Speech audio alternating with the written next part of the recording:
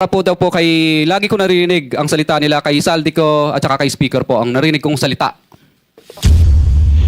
Kadalasan po, ako po ang nagbibigay o minsan po may inuutusan po ako, nagtatawagan lang po kami para sa hinihingi.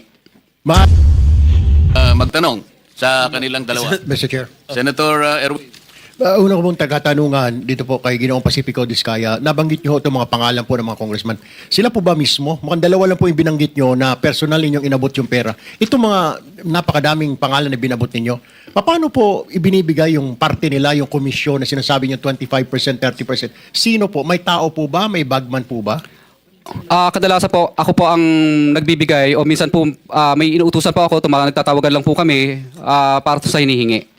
Maaari mo po bang ibigay sa amin sa komiting ito ang pangalan ng mga pinag-aabutan ho nyo ng pera kung hindi mismo yung mambabatas ang inaabutan ninyo? Maaari po ba or litrato man lang parang malaman ho natin kung sino pong inaabutan po ninyo ng pera? Kay Terence Calatrava po, nag-usap po kami nito sa kanyang kondo po sa Makati.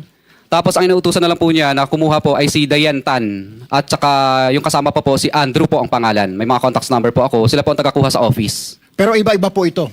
Iba-iba po itong mga bawat congressman. Iba-iba po yung kumukuha. Tama po ba? Opo, makadalasan po parang mga COS nila or mga pinagkakatiwalaan nilang tagakuha lang po. Opo. For example po, si Kong Roman Romulo naman po. Kadalasan po si Kong Roman Romulo, ang tagakuha po niya si tagakuha niya si Ma'am Engineer Angelita Garucha, empleyado ng DPWH yun. Tapos pinalitan naman po yun ni DE Aristotel noong 2025, district engineer po siya ng DPW's First Metro. Pare-pareho po ba, Mr. Chair, yung komisyon, whatever you want to call it, kickback, ang hinihingi po or magkakaiba?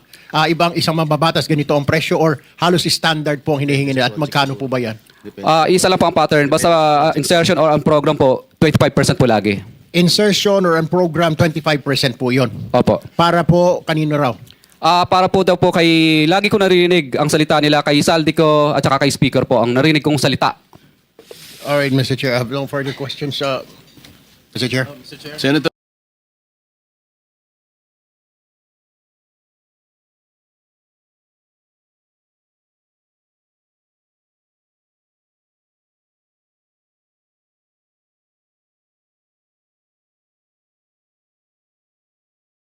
I am not a Filipino for nothing. I did what I had to do. And whether you believe it or not, I did it for my country.